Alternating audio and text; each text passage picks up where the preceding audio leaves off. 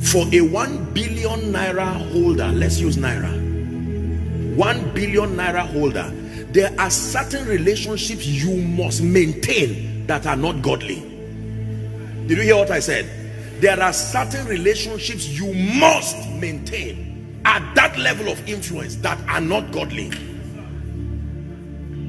You have to master the dynamics of living as a sheep among wolves.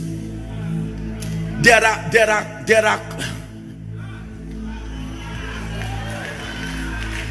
hear me, let me tell you this. Even as a man of God rising in influence, you will be amazed at the proposals that will come around the world. I submit to you, I'm talking to leaders. You cannot imagine the groups and the associations and the proposals that people have brought. Apostle, there is this committee of so across Africa. There is this one, they are a group of global this and that and that. And with all sense of joy, I'm not stupid, I'm intelligent enough to know what is demonic. You cannot imagine the things I have rejected in my life as a price for remaining true with God. Now, this is not the part of many people's stories that you will hear. You just know that they are walking with God and God is lifting them. Let me tell you, there are times in your rising where loving God looks like foolishness. Because the amount of things you will lose, you will need to check and say, what else do I have? What else do I have left? Something more than gold. I've got something more than gold. Something more than gold. I've got something more than gold. If all I have is Jesus, I've got something more than gold. I will tell it to the world. Jesus is more than gold. See, one of the deception of greatness is the presence of many material things. Material things have such jealousy, they will fight your loyalty for God. Let that car arrive and you will see how much your heart was connected to it. The moment the tire bursts, you can't even pray until they fix the tire of that car. Remember, you rolled around when you were just taking a cab and said, Lord, everything to you.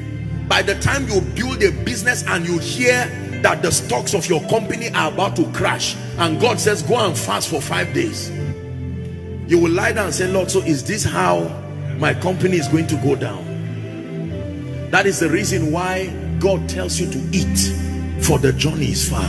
When he's subjecting you to fasting and prayer, listen, you don't know what it means to train 6 children or 5 children. You may not have the time to fast for 21 days again. So before the marriage comes, he makes you to fast as if, and you don't, God, what are you doing to me? You are building stamina and energy for the days that are coming. God, by this teaching this morning, is giving someone a definition as to what has been happening to you. God, I'm not seeing any result, but you will say fast. Just when I'm done, you give me 2 weeks break, you say start another one. Why is that so? Because you will be so busy. You will be so busy. You will have to lean on your the prayer bank that you have built for years, the word bank you have built for years.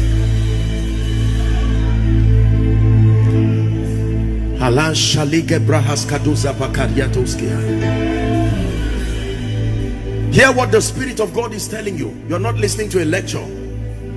Yes, sir.